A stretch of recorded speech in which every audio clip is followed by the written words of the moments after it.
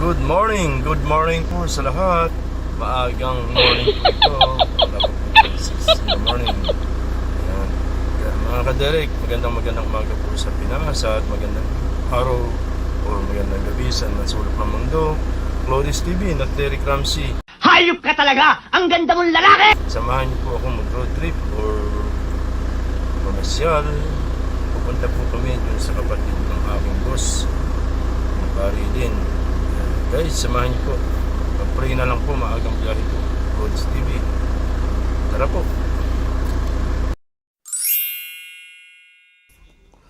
Hello mga ka-Derek. Nasa ika-4 na yugto na po tayo ng biyahe papuntang Hagonoy, Bulacan. Oh my God! At bago po tayo makarating doon, aawitan po muna kayo ng isang awitin. Sigurado by Bel Mariano. Hindi ko maintindihan ano bang gagawin sa nararamdaman. Minsan kahit ang labo mo, nahuhulog pa rin ang puso ko sa'yo. Ano bang sagot sa katanungan? Ano bang gagawin sa nararamdaman?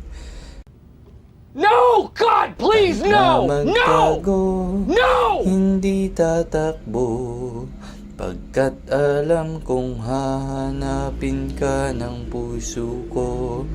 Kahit na magtampo, hindi lalayo, wala nang siguro, sigurado ako.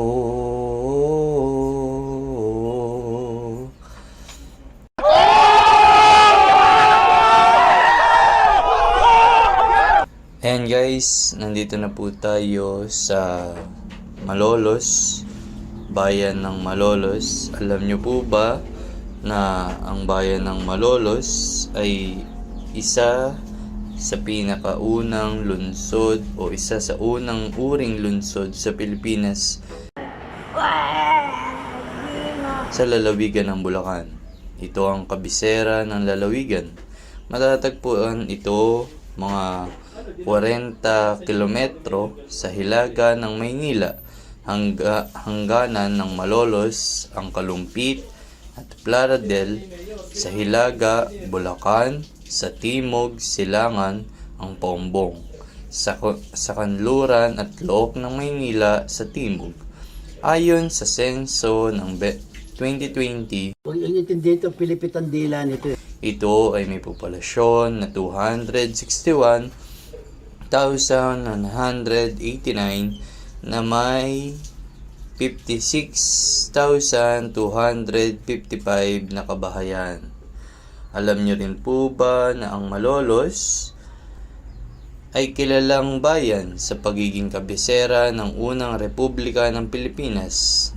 Naglundo rin ito ang maraming patriokong nakilahok sa pagtatayo ng Republika ng Pilipinas sa simbahan ng Baraswain. Alam niyo po ba ang Baraswain ay isa sa pinakasikat na simbahan dito sa aming bayan sa Bulacan. Gayun din po, ginawa ito at pinagtibay ang unang konstitusyon ng Pilipinas, at ang katedral ng Malolos ang naging tanggapan ni General Emilio Aguinaldo.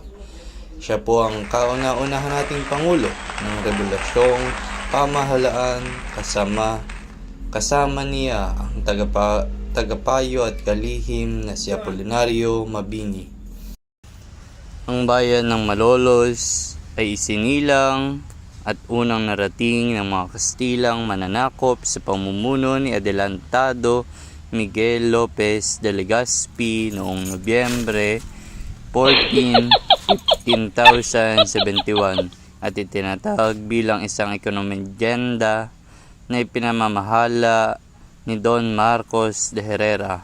Samantala, noong Abril 15,072, narating naman ito ng mga misyonero mula sa Orden ni San Agustin sa pamumuno ni Fray Diego Ordonez de Vivar na taga Guadalaria, Nueva Ecija.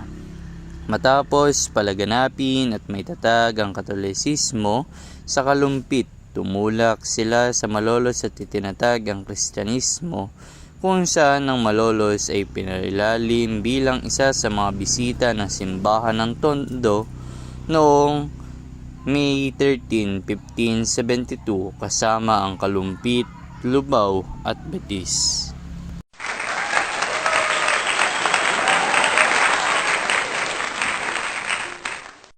Bago po tayo dumako sa panibagong kwento at panibagong bayan, shoutout po muna sa aking mga members, sila Campers Creed, Jeans Channel TV, Claudian San Miguel, Francisca Fam Vlogs, Mama Love Creations, Melanie Vlog, Igorota Capture, Sans Ribs Vlogs, Bro Enshin Vlogs, Brian Adventures, Ani Mendoza TV, Driver Channel TV, Kante Kenya ako, Liam Luhan Vlog, at kay Sedna Bugnosen. Maraming salamat po sa inyong lahat at sa lahat po ng nais magpa-member ay maaari pa po kayo magpa-member. Maraming salamat po.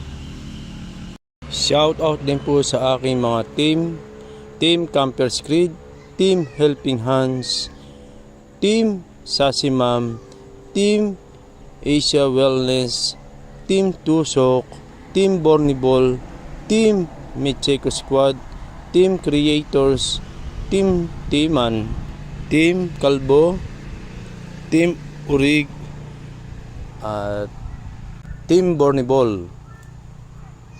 Excellent! Bola lang yan.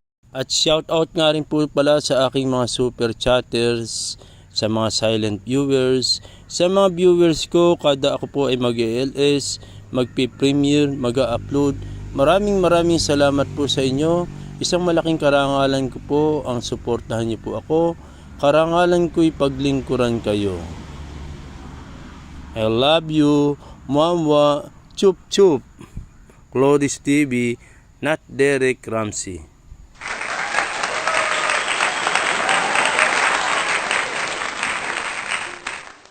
Naman po ay nandito na tayo sa bayan ng Paumbong. Ang bayan naman po ng Paumbong ay isa sa 3 klaseng bayan sa lalawigan ng Bulacan.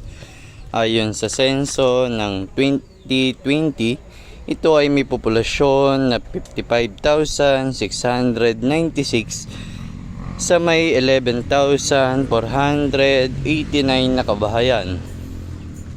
Ang bayan po ng Paumbong ay kilala sa kanilang suka o sukang sasa. Ang suka ang produktong ipinagmamalaki ng Paumbong dahil sa taglay nitong natural na asim na hindi na kailangan pang lagyan ng kung anumang kemikal. Ito ay nakukuha sa bunga ng sasa o mas kilala sa tawag na bungang sasa na tinatabas pagkatapos sikaran ng 1 linggo. Ginagawa ito para lumuwag ang puno at maging madali ang paglabas ng katas nitong nagiging tuba. Oh my God!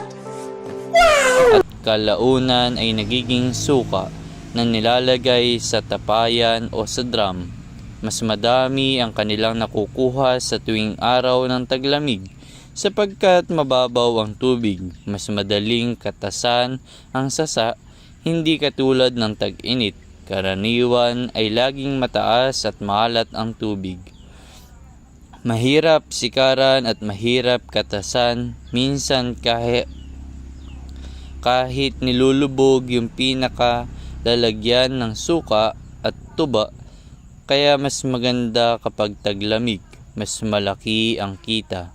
Ayon sa mga nagtatrabaho dito, ang nakuha nilang suka ay kanyang iniimbak Huwag intindihin ito, pilipitan dila nito. sa isang malaki at kulob na drum o tapayan upang mapabilis ang pagpapaasim dito sa paghango na lang ng suka ay mapapaasim na ang mga nakaaligid sa maliliit na parang kitikiti na nakapalibot sa ibabaw ng iniimbak na suka. At ayon sa kanila, ang mga ito ay nagpapabilis na magpaasim at magpasarap sa suka. Excellent! Aminin kong ako'y kabado, baka kasi damdamin ko'y masaktan mo. Pero gusto ko nang maniwala sa'yo na hindi mo bibitawan ang pangako mo. Palakpakan naman po dyan.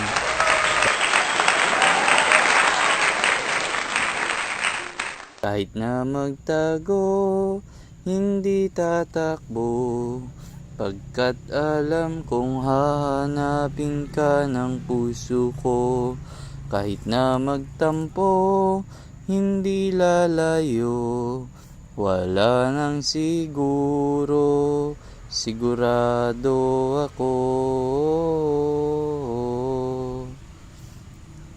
Siguro hindi lahat naniniwala, pero sigurado tayo sa ating dalawa. Siguro sa ngayon di pa tayo handa, pero sigurado tayong dalawa para sa isa't isa. No! God, please, no! Kahit na magtago, hindi tatakbo, pagkat alam kong hahanapin ka ng puso ko. Kahit na magtampo, hindi lalayo, wala nang siguro. Kahit na magtago, hindi tatakbo, pagkat alam kong hahanapin ka ng puso ko. Kahit na magtampo, hindi lalayo, wala nang siguro, sigurado ako, sigurado ako.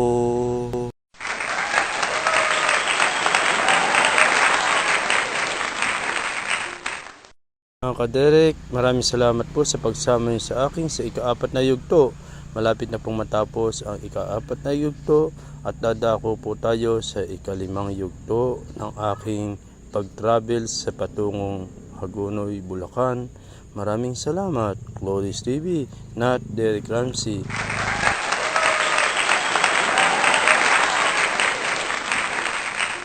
Excellent! Wala na, finish na.